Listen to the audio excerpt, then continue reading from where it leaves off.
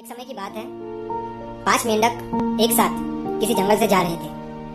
चलते चलते उन मेंढकों में से 3 मेंढक एक बड़े से गड्ढे में गिर जाते हैं। 5 में से 3 मेंढक गड्ढे में गिर गए तो ऊपर 2 बचे। अब गड्ढे में गिरने के बाद वो तीनों मेंढक ऊपर चढ़ने की बहुत कोशिश करते हैं, लेकिन वो गड्ढा बहुत बड़ा था। उस गड्ढे से बाहर निकलना इतना आसान नहीं था। अब गड्ढे के ऊपर जो 2 मेंढक बचे हुए थे, वो गड्ढे के अंदर देखकर उन तीनों मेंढकों से कहते हैं कि अब तुम तीनों इस गड्ढे से कभी बाहर नहीं निकल सकते हो। ये बहुत बड़ा गड्ढा है, तो तुम्हारा कोशिश करना व्यर्थ है। ये सुनने के बाद उन तीनों मेंढकों में से एक मेंढक को लगता है कि ये सही बोल रहे हैं, ये गड्ढा बहुत बड़ा है और अब हम इसमें से कभी नहीं निकल सकते हैं। तो वो मेंढक थोड़ी कोशिश करने के बाद हार मान लेता है और उसी गड्ढे में एक जगह आराम से जाकर बैठ जाता है।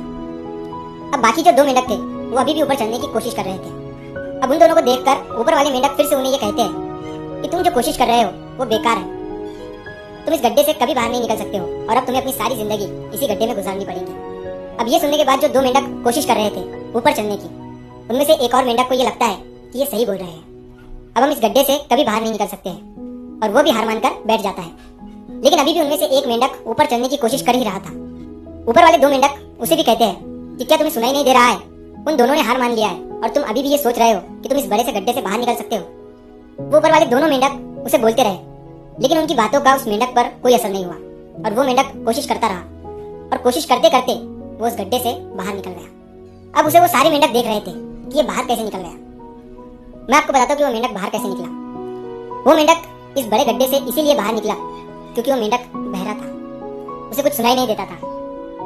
तो इस कहानी से हमें ये सीख मिलती है कि जब हम जिंदगी में कुछ अच्छा करते हैं तो बहुत लोग आते हैं हमें रोकने के लिए, तरह तरह की बातें करते हैं, लेकिन अगर आपको अपने काम में कामयाबी हासिल करनी है तो बहरे बन जाओ। उनकी बातों का अपने ऊपर कोई असर ही मत होने दो, क्योंकि सबसे बड़ा रोग क्या कहेंगे लोग। लोग तब भी कहते हैं जब आप कुछ नहीं करते हो और तब भी कहते हैं जब आप कुछ करते हो। तो चाहे आप कुछ करो या ना करो, लोगों का काम है कहना और वो तो कहेंगे ही। तो अगर आप इस कहानी को और भी लोगों तक पहुंचाना चाहते हो तो इस वीडियो को लाइक करो ताकि YouTube इस वीडियो को और भी लोगों तक पहुंचाए। और अगर कहानी अच्छी लगी हो तो हमारे चैनल को सब्सक्राइब जरूर करिए। मिलता हूँ मैं अगली बार इसी तरह की कहानी के साथ। तो सब्र करो, शुक्र करो और जिंदगी में आगे बढ़ो।